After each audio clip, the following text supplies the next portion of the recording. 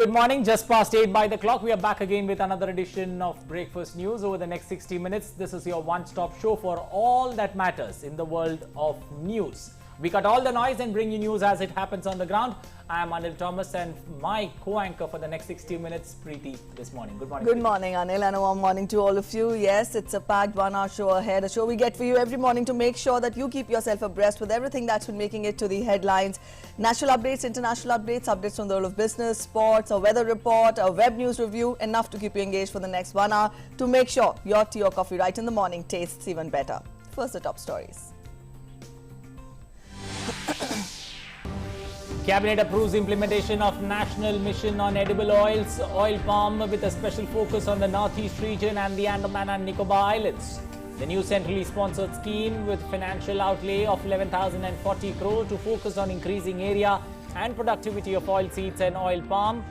Move to provide price assurance to oil palm farmers for fresh fruit bunches.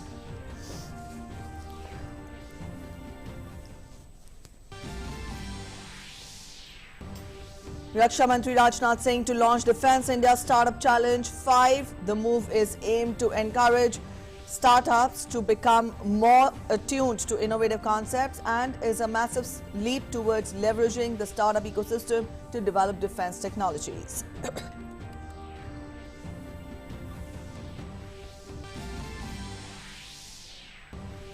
Union Information and Broadcasting Minister Anurag Thakur to begin his Jan Ashiewad Yatra from today. On a 5-day tour to his home state Himachal Pradesh, Minister to lead the Jan Ashiewad Yatra to reach out to the people directly in the state. All COVID protocols to be strictly followed during the Yatra.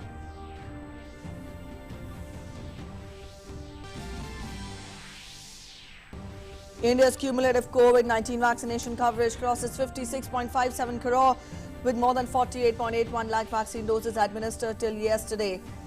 Uttar Pradesh decides to open schools up to 8th standard for physical classes, while Nagaland to start a 15-day-long 5th phase of unlocking from today.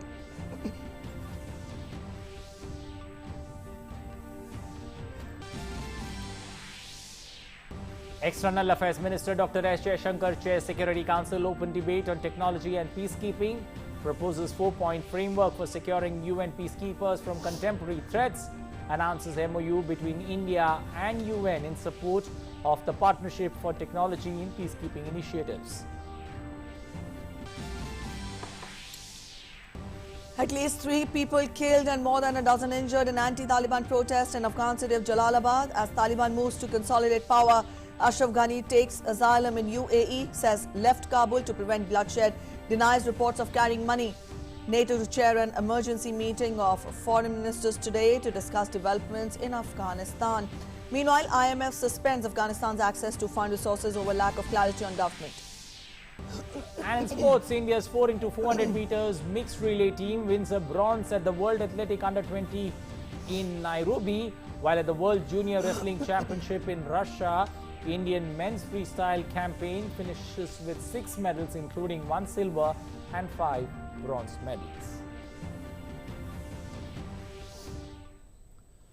Well, those are the headlines at the top of this hour. Now for the stories in detail, starting first up with major decisions being taken in the cabinet. Well, the first story there coming from cabinet and the decisions being taken. Union Cabinet and Cabinet Committee on Economic Affairs have taken crucial decisions to initiate steps to substantially increase the production of edible oils in India and also to revive the Northeastern Regional Agricultural Marketing Corporation Limited. Government also approved ratification of the Kigali Amendment to the Montreal Protocol on substances that deplete the ozone layer for phase down of hydrofluorocarbons. Due to the heavy dependence on imports for edible oils, Centre has decided to make efforts for increasing the domestic production of edible oils, with a special focus on increasing area and productivity of palm oil. Union Cabinet has given its approval to launch a new mission on palm oil to be known as National Mission on Edible Oils, Oil Palm, as a new centrally sponsored scheme with a special focus on the Northeast region and the Andaman and Nicobar Islands. अगर market में उतार चढ़ाव आया और किसान की फसल का मूल्य कम हुआ तो जो अंतर की राशि है वो केंद्र सरकार डीबीटी के माध्यम से किसान को भुगतान करेगी। जो आवश्यकता होती खेती में, उसमें जो भी सामग्री लगती है, उस सामग्री में भी जो राशि पहले दी जाती थी, उस राशि में बढ़ोतरी की गई है। पूर्वोत्तर क्षेत्र में लोग इंडस्ट्री लगाने के लिए प्रवृत्त हो सकें, इसलिए इंडस्ट्री को भी 5 करोड़ तक की सहायता का निर्णय आज कैबिनेट के माध्यम से हुआ है। A financial outlay of 11,040 crore rupees has been made for the scheme, out of which 8,844 crore rupees is the Government of India share and 2,196 crore is the state share, and this includes the viability gap funding also.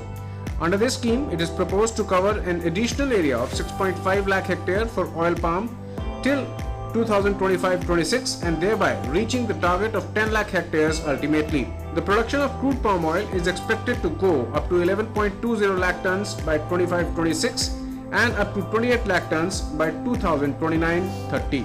For the first time, the Government of India will give a price assurance to palm oil farmers for the fresh fruit bunches. This will be known as the viability price. The scheme will immensely benefit the palm oil farmers, increase capital investment, create employment generation, reduce the import dependence and also increase the income of farmers. The Cabinet Committee on Economic Affairs has approved a revival package of Northeastern Regional Agricultural Marketing Corporation Limited. इससे north east के किसानों को लाभ मिलेगा, अच्छे मूल्य मिलने में सहायता होगी।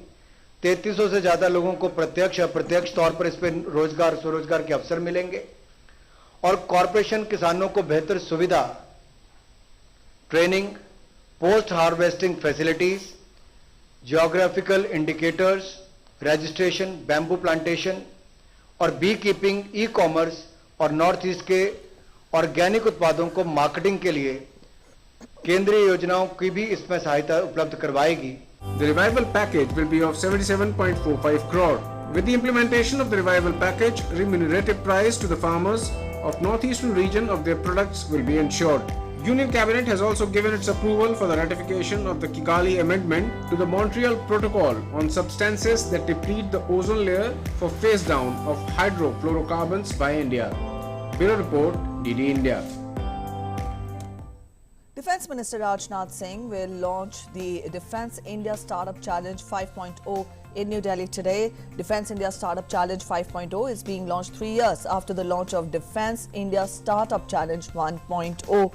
The launch of this edition will be a massive leap towards leveraging the startup ecosystem to develop India's defence technologies, equipment design and also manufacturing capabilities.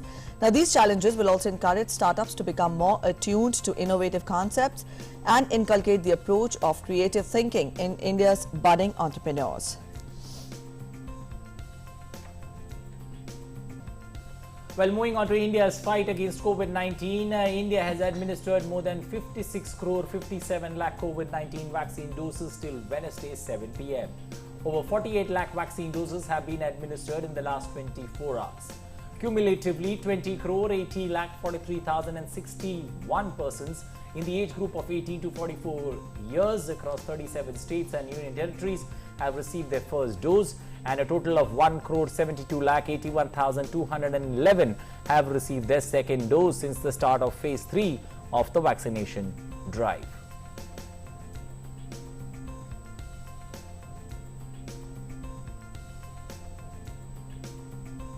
In Uttar Pradesh, in the wake of weakening of COVID-19 infections, the government has decided to open schools up to 8th standard for physical classes. The classes will be held as per following of the COVID protocols. As per the order issued, the classes from 6th to 8th will resume from August 23rd, while classes from 1st to 5th will restart from 1st of next month. Schools and colleges were closed for physical classes due to COVID-19 pandemic in the state in March this year. The physical running of classes in Madhyamik, higher education and technical education institutions has already been started from 16th of August. In Nagaland, the 15-day-long fifth phase of unlocking began today. Unlock 5 will continue till the 2nd of next month. During this period, all officers and half of other government employees will have to attend office. while gymnasiums, which are earlier allowed to function with a maximum of 50 people, can now operate with half of their respective capacities. All relaxations granted in Unlock 4, which was enforced from August 2nd till 18th, will remain in effect.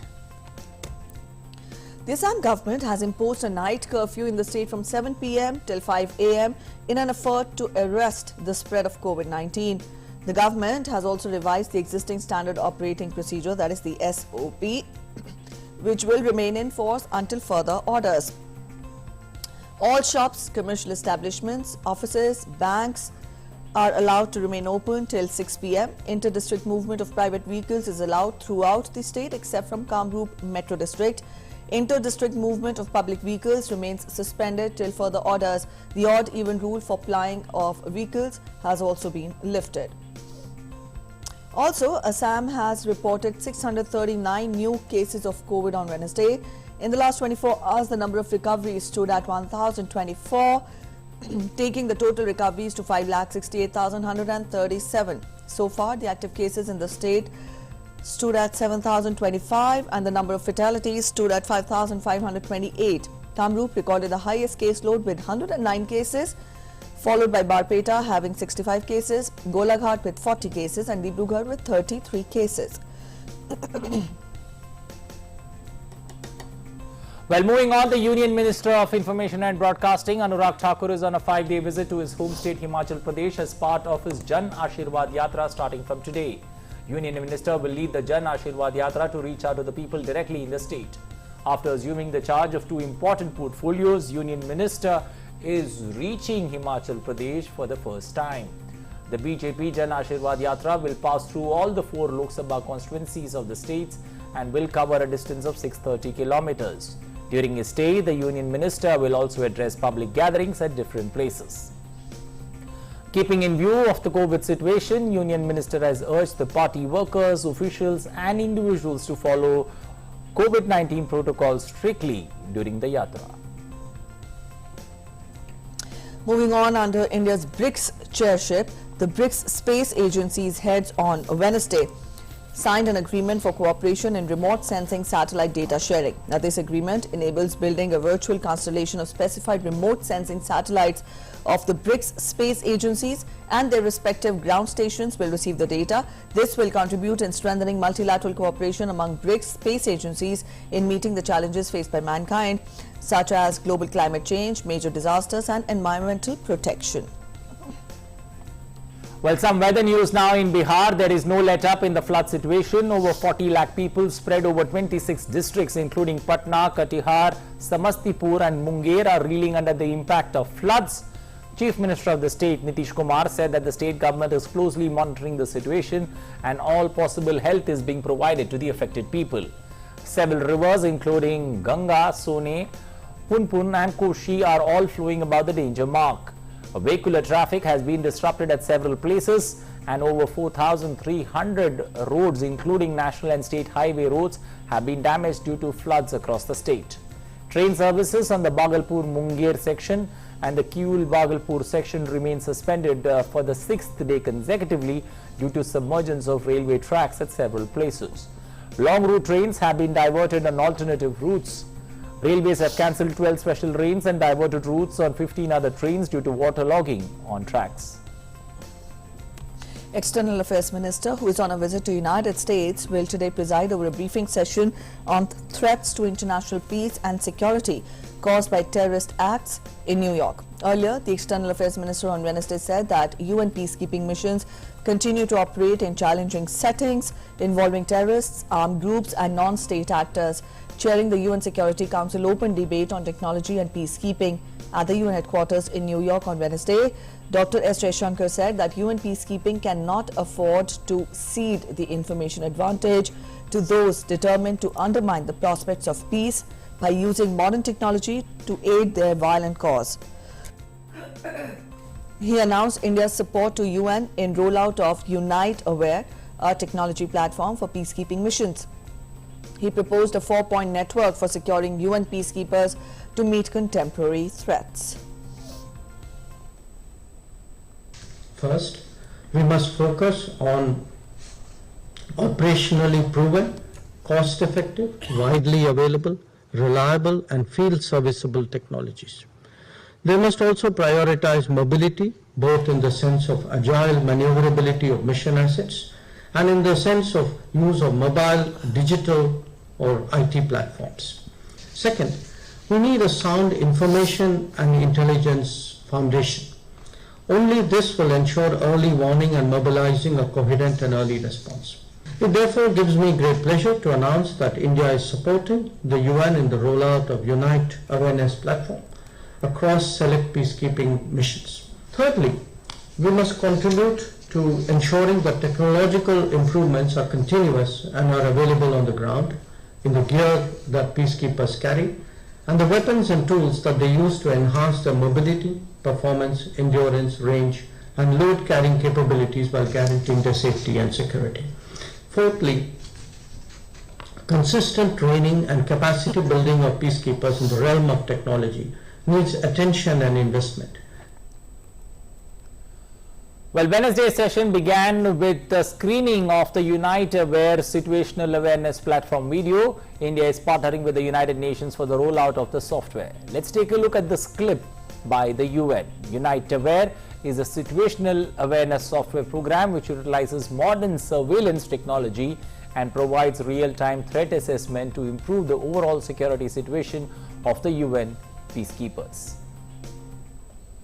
United Nations peacekeepers are deployed in some of the most challenging and perilous environments in the world, doing what others cannot or will not do. They frequently face threats from armed groups, terrorists, and criminals, many of whom have access to sophisticated weapons and technology. The UN Secretariat's strategy for the digital transformation of UN peacekeeping, with its connections to the Action for Peacekeeping initiatives, addresses how to better integrate the use of technologies to improve the safety and security of peacekeepers, enhance situational awareness and field support, and facilitate substantive mandate implementation. We must protect the protectors, who are working for the cause of peace and security. To this end, Unite Aware has been developed and recently piloted in MINUSCA. Unite Aware is designed to collect, visualize and analyze vast amounts of complex operational information from many different sources, and present this data to inform short-term crisis response and longer-term decision-making. When deployed, missions will be able to record data on critical incidents and events, follow daily operational activities like patrols, vehicle and air asset movements, access live video and satellite imagery, as well as information from external sources, and quickly retrieve layers of mission logistic and operational data. In volatile environments, detailed knowledge and understanding of past and current events can help deliver early warnings, which make the difference between life and death for peacekeepers and local populations. Peacekeeping is, first and foremost, a partnership. Our collective success depends on every partner playing their role with unwavering commitment. This includes the Security Council, troop and police contributors, regional organizations, host governments, and financial contributors who together allow the more than 100,000 UN peacekeepers deployed around the world, help protect nearly 100 million lives. India has a long and steadfast relationship with UN peacekeeping. Over 250,000 Indian peacekeepers have served in UN missions since 1948, with more than 5,500 troops and police currently deployed worldwide. India fully recognizes that peacekeeping is moving into a new phase, where technology will play the critical role in addressing peacekeeping challenges, and has committed $1.64 million to support a successful rollout of the Unite Aware technology platform, as well as technology training courses for uniformed personnel at the UNSC 4 ISR Academy for Peace Operations in Entebbe. Working together in partnership, we can make it happen. And later, talking to media, External Affairs Minister Dr. S. Jaishankar said that India's focus is on security and safe return of Indian nationals from Afghanistan. Our focus is on ensuring the security in Afghanistan and the safe return of Indian nationals who are there. So that is really what has been very much the focus of my own engagements here, talking to the UN Secretary General, to other colleagues who are here, as well as with the US Secretary of State a few days ago. Speaking on investments in Afghanistan, Dr. S. Jaishankar said that India is looking at evolving situation in Kabul. For India, it reflected what was a historical relationship with Afghan people. That relationship with Afghan people will continue, and that will guide our approach. For us, it reflected what was a historical relationship with the Afghan people. I think that relationship with the Afghan people obviously continues, and that will guide our approach to Afghanistan in the coming days. At this time, I think these, as I said, these are early days. Our focus right now is on ensuring the safety and security of Indian nationals who are there. We are looking at what is the situation, evolving situation in Kabul. Obviously, the Taliban and its representatives have come to Kabul, so I think we need to take it on from there. Well, protests meanwhile continue in Afghanistan since Sunday when Taliban entered Kabul. At least 3 people were killed in anti-Taliban protests on Wednesday in the city of Jalalabad. After seizing power, the Taliban said they would not take revenge against old enemies and would respect the rights of women within the framework of Islamic law. Scenes of chaos prevails in Afghanistan as people are desperate to flee the country, fearing a return of the austere interpretation of the Islamic law imposed during the previous Taliban rule that ended 2 decades ago. Meanwhile, former Afghanistan President Ashraf Ghani on Wednesday made his first appearance since leaving Kabul on Sunday as the Taliban encircled the capital. Speaking from exile in the United Arab Emirates, Ghani said that he had left Kabul to prevent bloodshed and denied reports that he took large sum of money with him as he departed from the presidential palace. In a video, Ghani said that if he had stayed in the country, he would be witnessing bloodshed in Kabul. He added that he left Afghanistan on the advice of government officials. Ghani has been bitterly criticized by former ministers for leaving the country suddenly as Taliban forces entered Kabul on 15th of August.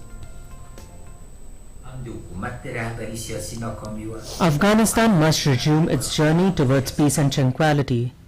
I tried to go to the Ministry of Defense for help, but my guards informed me that my life was in danger as Taliban gunmen were already at the palace gates. There was not much of choice. I either had to stay or go. I could have stayed and started a war, but I had a responsibility to my people, and I didn't want to start a bloodbath like in Syria and Yemen. After I left the country, the Taliban and unknown persons who do not speak any of our country's language entered the palace. If I had stayed, I would have been executed in front of people like Najibullah. I would be hanged in front of my people, and the great shameful historical tragedy would happen again. I did not want to disgrace Afghanistan. I will share the details soon. To those who say I ran away from Afghanistan, please do not judge me without knowing the whole situation. I welcome the peace talks that Abdullah and Hamid Karzai are conducting and wish them success. Thank you again to all the security forces. I'm not and was not going to flee. I was saving the people as best I could. I'm currently in the UAE to prevent and try to make decisions that would bring me back to Afghanistan without consequences. US President Joe Biden said on Wednesday that he is committed to keeping US troops in Afghanistan until every American is evacuated. He further added that the US troops may stay in Afghanistan past an August 31st deadline to evacuate Americans. Biden had recently come under fierce criticism for his handling of the withdrawal, which in recent days has been dominated by scenes of chaos in and around the Kabul airport, with people desperately trying to get out of the country. Biden defended his decisions, saying problems were inevitable in ending the 20-year US involvement there. He added that it was impossible to anticipate the collapse of US-backed Afghan forces and the speed with which the Taliban took over the country. The idea that the Taliban would take over was premised on the notion that somehow the 300,000 troops we had trained and equipped was going to just collapse. They were going to give up. I don't think anybody anticipated that. A top U.S. diplomat on Wednesday said that the United States expects the Taliban to allow Afghans who wish to leave Afghanistan to depart safely. The statement comes after reports stating that the group now in control of the country was blocking airport access. The evacuation of thousands of U.S. diplomatic personnel and civilians as well as Afghan citizens who worked with the U.S. government has become more difficult since the Taliban seized power over the past week. Deputy Secretary of State Wendy Sherman said that U.S. military flights had evacuated about 2,000 more people in the past 24 hours, but that the Taliban appeared to be hampering its efforts. We have seen reports that the Taliban, contrary to their public statements and their commitments to our government, are blocking Afghans who wish to leave the country from reaching the airport. Our team in Doha and our military partners on the ground in Kabul are engaging directly with the Taliban to make clear that we expect them to allow all American citizens, all third country nationals, and all Afghans who wish to leave to do so safely and without harassment. The United Nations has meanwhile started moving up to a third of its international staff out of Afghanistan to Kazakhstan, but stressed the world body is committed to staying and delivering in support of the Afghan people in their hour of need. The United Nations had about 300 international staff and 3,000 national staff in Afghanistan. UN spokesman Stephanie Durak said that about 100 of those international staffers have been moved to Kazakhstan. In light of the security and other constraints in Kabul and other parts of the country at the moment, it was decided to move a part of the UN staff out of the country. Personnel will return to Afghanistan as conditions permit. The UN is committed to staying and delivering in support of the Afghan people in their hour of need. This is a temporary measure intended to enable the UN to keep delivering assistance to the people of Afghanistan with a minimum disruption, while at the same time reducing the risk to UN personnel. Caroline Van Buren, representative of the UN Refugee Agency UNHCR in Afghanistan, said there were reports of human rights abuses against women. Buren added that there was a sense of fear and uncertainty among many Afghans, and UNHCR officers around the world were receiving thousands of emails and calls seeking help. We've been told that in some areas women are not allowed to go to work. And this is a real problem because women are heads of households in some areas and they have to work to take care of their families. In some areas, it's been reported that women are not allowed to move without a male family member, a close male relative. A Spanish plane carrying about 50 people repatriated from Afghanistan and headed to Spain from Dubai on Wednesday evening. The plane had flown to Kabul from Dubai early on Wednesday and returned to Dubai before departing to Spain. Spain plans to airlift around 500 people, including Spanish embassy staff and Afghans who worked with them and their families from Kabul. A second plane is on standby in Dubai, waiting for permission to fly to Kabul, and a third aircraft equipped with medical infrastructure had left Spain on Wednesday. Officials from the Foreign and Defense Ministries declined to confirm the number of people to be evacuated from Kabul. Spanish Prime Minister Pedro Sanchez has offered to create a hub for hundreds of Afghan refugees to be airlifted out of Kabul to the European Union. Over 200 people evacuated from Kabul arrived in France on Wednesday. This is the third evacuation flight carrying French nationals following the Taliban takeover of the Afghan capital. According to the French Foreign Ministry, 206 landing at the airport in Paris. There were 25 French, 184 Afghan, 4 Dutch, 1 Irish and 2 Kenyan nationals. More than 2,200 diplomats and other civilians have been evacuated from Afghanistan on military flights. Meanwhile, Britain's ambassador to Afghanistan said his team had evacuated about 700 people on Tuesday, while Germany's foreign minister said it had evacuated 500 people in total. Australia said 26 people had arrived on its first flight back from Kabul, while Denmark said it had evacuated 84 people on a military plane. The World Health Organization has on Wednesday called on the sides involved in the conflict in Afghanistan to protect all the citizens, including civilians and health employees, while assuring to continue its humanitarian services in the country. In a statement, WHO has said that sustained access to humanitarian assistance, including essential health services and medical supplies, is a critical lifeline for millions of Afghans and must not be interrupted. It further said, with the recent conflict, trauma injuries have increased, requiring scaled-up emergency medical and surgical services. In July 2021, some 13,897 conflict-related trauma cases were received at 70 WHO-supported health facilities, as compared to 4,057 cases in July last year. Months of violence have taken a heavy toll on Afghanistan's fragile health system, which had already been facing shortage in essential supplies amidst the pandemic, the statement added.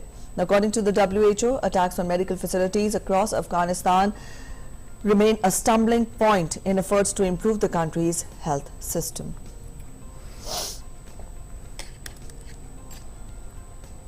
Well, NATO Secretary General Jens Stoltenberg will today chair an emergency meeting of foreign ministers from the 30-nation military alliance to discuss developments in Afghanistan. NATO chief Stoltenberg in a tweet said, and I quote, that he had convened an extraordinary virtual meeting to continue the close coordination and discuss the common approach on Afghanistan. But for more on the story, we've got Meghna Dev, correspondent covering ME for us, joining us this morning. Good morning, Meghna. Looking at the way things stand in Afghanistan, first, give us the, bring to us or bring to our audience the latest, especially when it comes to ground zero in Kabul. Definitely, Anil, the basic priority that the Ministry of External Affairs, the External Affairs Minister Dr. S. Jaishankar has also stated that the first priority is the repatriation of our nationals from Afghanistan, and the government is monitoring the continuously evolving situation there. Now, what basically also, it means that when the Special Afghanistan Cell has been put up by the Ministry of External Affairs, emergency visa applications are being monitored. Details have been asked for. There are many people who have been employed by third-party organizations. Even they have been asked to actually fill in the form, fill in their details, so that the evacuation can be planned and the repatriation can happen. But besides that, other countries are also continuously evacuating their citizens from there. The other thing also comes across is that the situation, the airport is being controlled there. Even NATO, Stoltenberg had also earlier said, Secretary General of the NATO had also said that there are about 600-700 civil personnel there who are actually facilitating in the air traffic control, be it the fuel or communication, trying to operate the airport properly, because we had seen there was a complete, the airspace was not in control on the 15th, and we had seen a couple of days ago the kind of mayhem that had happened at the airport. So definitely, that kind of mayhem would definitely have affected, the repatriation efforts that are being, currently carried out by countries. So this, the main priority for, all the countries is bringing back their nationals, bringing back citizens, or for that matter, even the Afghans who want to leave from there, bringing them back as well. Now, this is in another context. Besides that, yesterday also there was a joint statement that was issued in which it was said that women and girls should be protected. The joint statement was issued by the European Union, US, and about 17-18 other countries, in which it was said that no atrocity should be done on them, and they should be their rights should be upheld. So, the situation, the humanitarian crisis that is unfolding, there's also the reason that UNHRC has also called a meeting on the 24th of August. So definitely, 2-3 things are on the line. First is the repatriation effort. Second is the humanitarian crisis that is unfolding along with the protection of women and girls. All right, Meghna, also get us a quick, evaluation of the ground situation. We tell our viewers that you also tell us that repatriation efforts by every country is gaining momentum. At the same time, let us know more about the ground situation there. The other ground situation in the manner of what is unfolding for Pakistan, what is unfolding for Afghanistan for that matter, is that we had seen Mullah Baradar had arrived in Afghanistan and yesterday. Besides that, Anas Hakimi, who is also one of the members of the Taliban, one of the leaders of the Taliban, had met Dr. Abdullah and Hamid Karzai. So, in another phase, we had seen Amrullah Saleh saying that he is now the caretaking president because in absence of the president or in a matter when he is dead or he has escaped. So he is the caretaking president. So, what is unfolding, what kind of negotiations will happen, that is something to look forward to because it is a continuously evolving situation. And Dr. S. Jaishankar has also said that as now the Taliban has arrived in Afghanistan, so we'll have to take things forward from there because the situation is continuously evolving. Though these are very early days to say what a political situation will emerge in Afghanistan for that matter, what kind of talks will take place, how, who will hold the reins and who will have the power. But definitely, in the UNSC also, one thing has been clearly reiterated time to time, in the first week of India's presidency when there was a discussion on Afghanistan and also a few days ago when there was a discussion on Afghanistan, that the territory of Afghanistan should not be used for any terror activities or terrorizing or threatening the neighboring land. So this, this has been very clearly stated a number of times, reiterated by the UNSC as well. So, all of this putting into context, the first is the kind of fluid situation that is there in terms of the political instability that is there, and you will have to see, what kind of negotiations take place and what kind of talks are there on the table. Okay, also especially from an neighboring country perspective, how is cross-border trade? Has it come to a standstill? Because how's the situation there on ground zero? And then this was something in this context, regarding the investments.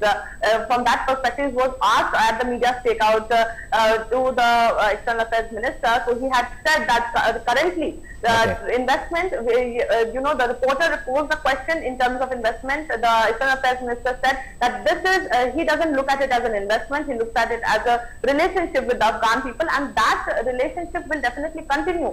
But for the time, the priority is the repatriation, the priority is bringing back Indian nationals. So that is what he has clearly stated. But definitely, in a situation like this, when there is, when you don't know actually who is holding the reins of the government there, is the government currently existing or not, there are different, people claiming that now, there are people claiming, there Abu Saleh claiming that he is the caretaker president. There are other people having negotiations.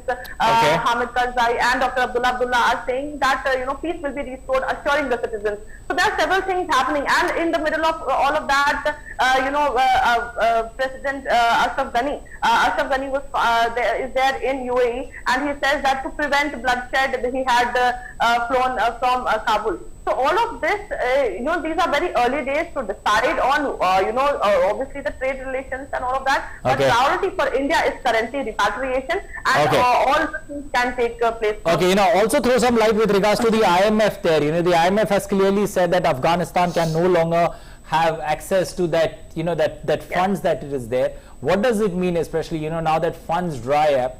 How does the Taliban or, how does anybody in power there operate, considering that funds are not there, but you still need to thrive and survive? Yes, so the IMF has said, because, it also takes other countries the other countries who are the stakeholders, it also takes them accordingly. So, for that matter, the IMF has said that, the spokesperson of IMF has said that according to the rules, of the IMF, the international community is always being kept in perspective, and the IMF actually gives out the money or gives out the amount of the money or so you can say the fluidity can come after that. So the international community has no clue on what perspectives or is the situation there is very dicey. The reason IMF has not been able to give out any liquidity there. So this is very important on the backdrop that once the funds start to dry up, the situation, the economical situation also there would become very highly unstable. But this is for for the future to see that how the IMF also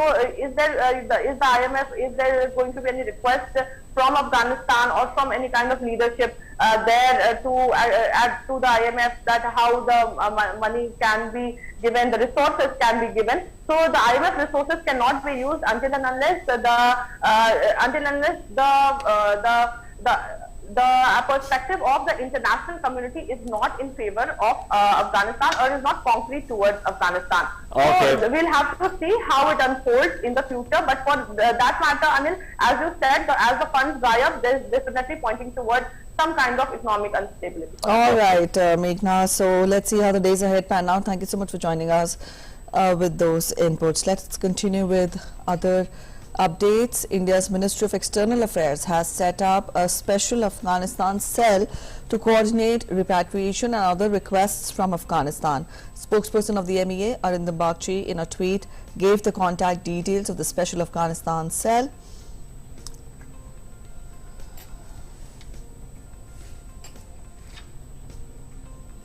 Well, those numbers they're flashing on your screens, 971-7785379. Also, you can email MEA Helpdesk India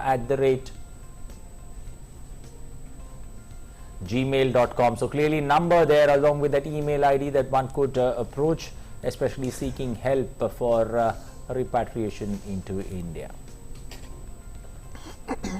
Well, time now to take a look at the latest numbers when it comes to that battle against COVID-19 from across the world. The world continues to fight as the numbers now clearly crossing 21 crores when it comes to positive cases. The one positive number that one looks at when one takes a look at the screen, 18 crores 81 lakh recoveries across the world, 44 lakh 4,000 deaths of fatalities that once seen due to coronavirus. United States continues to be the worst hit country both in terms of infections as well as fatalities. In terms of infections, over 3 crore 80 lakh. In terms of fatalities, over 6 lakh 41,000 deaths in United States of America. President Joe Biden's administration will require nursing home staff to be vaccinated against COVID-19 as a condition of participating in the Medicare and Medicaid programs. Biden made the announcement during an address at the White House in which he said that he would take steps to protect educators trying to impose mask mandates in schools from governors who have banned them. Biden's announcement of a vaccine requirement for healthcare workers in nursing homes and long-term care comes as government researchers on Wednesday said that the vaccine effectiveness for residents of those facilities had dropped since the Delta variant became dominant in the U.S. If you work in a nursing home and serve people on Medicare or Medicaid, you will also be required to get vaccinated. More than 130,000 residents in nursing homes have had, sadly, over the period of this virus, passed away. At the same time, vaccination rates among nursing home staff significantly trail the rest of the country. A study showed that highly vaccinated nursing home staff is associated with at least 30% less COVID-19 cases among long-term care residents. I'm using the power of the federal government as a payer of health care costs to ensure we reduce those risks to our most vulnerable seniors. Well, top US health officials announced on Wednesday that the country plans to start offering COVID-19 booster shots to all Americans beginning the third week of September, citing evidence that protection against infection is waning as the highly contagious Delta variant continues to spread. United States will begin widely distributing COVID-19 booster shots next month as the new data shows that the vaccine protection wanes over time. The decision to recommend booster shots comes as the public becomes increasingly concerned about the Delta variant and a rise in breakthrough cases. It marks a shift from the previous comments made by the US health officials who said in recent months that fully vaccinated Americans did not need booster shots at that time.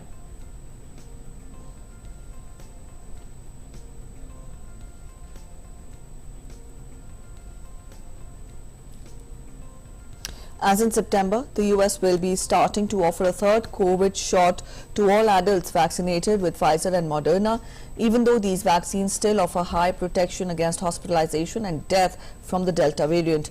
COVID-19 booster shots will roll out in September in the US. Also, officials at the World Health Organization said on Wednesday that it strongly opposes booster shots for all adults in rich countries because the boosters will not help slow down the pandemic by diverting doses away from the unvaccinated people.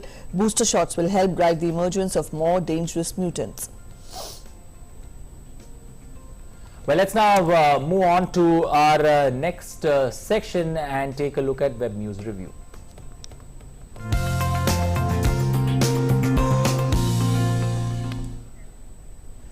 Well, we've got Abhishek standing by. Abhishek, good morning. Nice to see your smiling face. Over to you. Good morning, Anil. Good morning, and good morning, Priti, also. And the first news that I'm bringing to you is from the Indian Express, which says that in the changing scenario and the prevailing situation in Afghanistan, a new council can be created, which will be the ruling dispensation in this newly created political system. The headline is, Council may rule Afghanistan Taliban to reach out to soldiers, pilots, and senior members. In the previous days, we have seen how the press conference has also seen that a general amnesty is being talked about, but how much of it will be on ground, we'll still have to see how it translates on to the ground reality. The next newspaper is The Hindu, where the Collegium has recommended 9 judges for Supreme Court. This is the headline.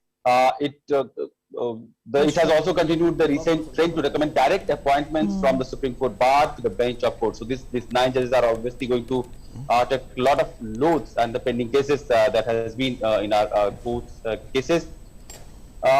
Times of India is the next newspaper that I am bringing to you, and it has said that in a equality push, SC allows women to take NDA exams. We have seen in the recent years how women participation in various forces are increasing. Government is also allowing permanent commission, and with this push that NDA exams women can also take, certainly this is a positive direction where women can feel more at par with their male colleagues in terms of joining forces.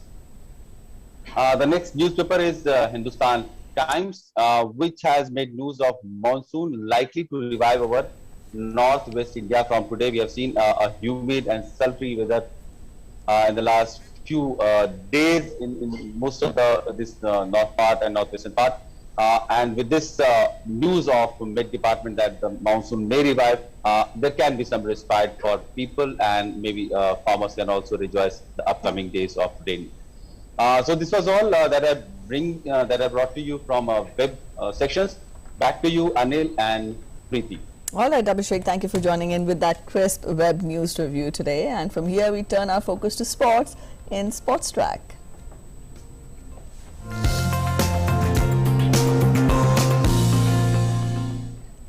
Well, some sports news now. India's 4x400 meter mixed relay team won a bronze medal in the Under-20 World Athletic Championship in Nairobi on Wednesday.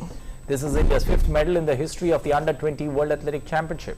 The Indian team consisted of Bharat S, Priya Mohan, Sami and Kapil. Indian team finished 3rd in the championship final with a timing of 3 minutes .23.60 seconds. Nigeria won the gold while Poland took the silver.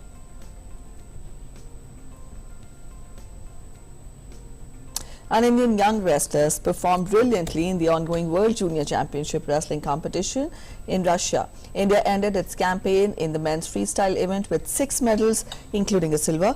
On the last day of the competition, Ravindra missed out on the gold in the 61 kg weight category.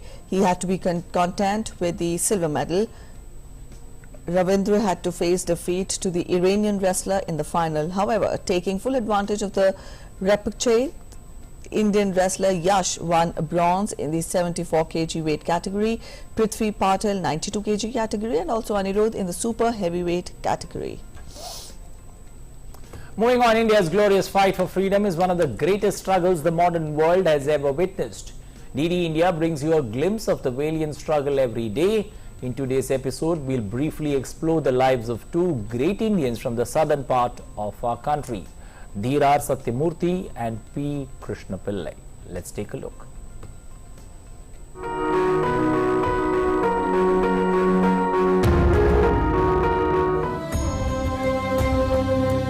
Today is the birth anniversary of the brave heart Sundara Shastri Satyamurthy. Annotator par excellence, S. Satyamurthy hailed from Tirumayam in the princely state of Pudukkottai of the present-day Tamil Nadu. Born on 19th of August 1887, he had a traditional upbringing. After completing education from Madras, he practiced as a lawyer for a brief period. But the quest for freedom made him become a rebel with a cause.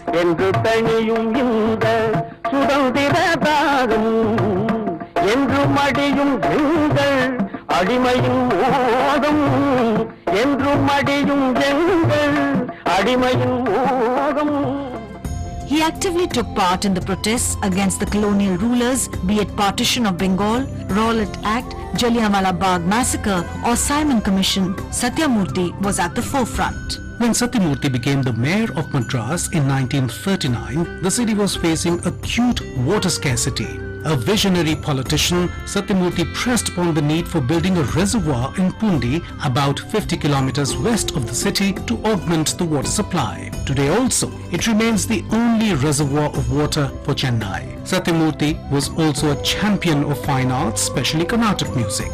He was instrumental in setting up the Music Academy of Madras.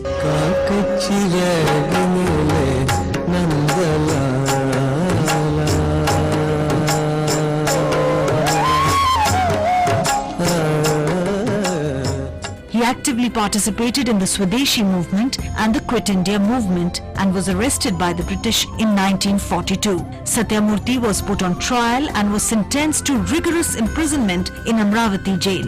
During the journey, he hurt his spinal cord and eventually succumbed to injuries on 28 March 1943 at General Hospital, Madras. Sundara Shastri Satyamurthy was also the political mentor of senior Congress politician K. Kamaraj.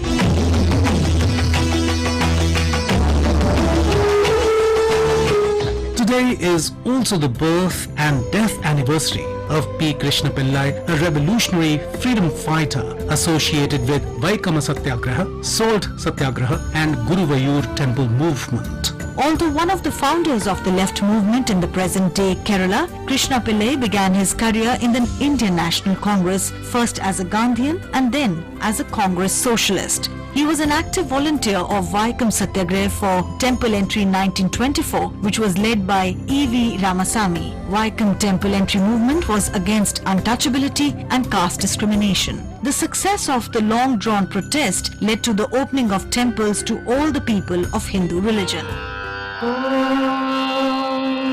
Kausalya Supraja Rama Purva Sandhya Pravartate Uttishta Narashardula Kartavyam Daivamanthikam. He took part in the Salt Satyagraha March from Kozhikode to Payanur in 1930 and braved the brutal blows of the British to hold afloat the tricolour in true Gandhian style.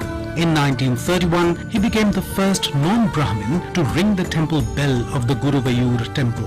By 1936, Krishna Pillai, who until then had initially concentrated his political activities in the Malabar region, expanded it to Cochin and Travancore. In 1938, he organized the famous workers' strike in Allapura, which turned out to be a great success and an inspiring factor behind the Punnapura Vayalar struggle of 1946. He was a great organizer who succeeded in reaching out to the oppressed masses of Kerala and making them aware of their rights. At the time of his untimely death, on August 19, 1948, of snake bite, Krishna Pillai was perhaps the most familiar face in the homes of the labourers and peasants of Kerala, a leader known for his courage and dynamism, humaneness and uncompromising stand against exploitation and oppression.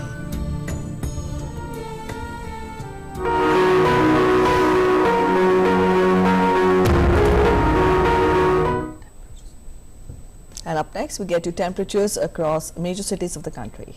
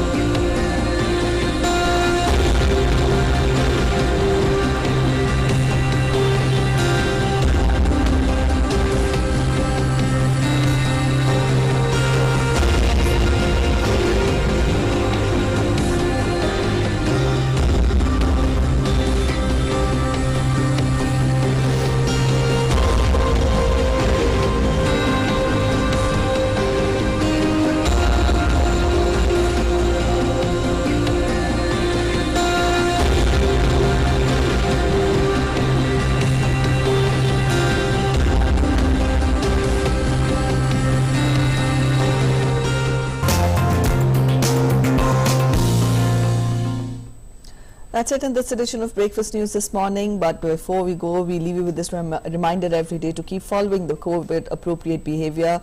Make sure you get yourself vaccinated, who all are eligible. Let's not put our guards down. The fight against the pandemic is still on. Well, exactly. The fight against the pandemic continues, but we also leave you with some wonderful visuals there to lighten up your day. As we leave, we are looking at the next superstar that could come for Brazil. He's a new canoeing star. Let's take a look at his visuals and the talent that he displays as we say goodbye on Breakfast News.